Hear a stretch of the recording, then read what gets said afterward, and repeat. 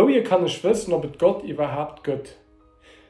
Es gibt viele mögliche Antworten. Philosophie hat darauf Antworten, Wissenschaft hat darauf Antworten, viele Menschen darauf Antworten. Heute wollen wir mal gucken, wegen 3 Argumente unter anderem Bibel gibt dafür, dass es Gott wirklich gibt.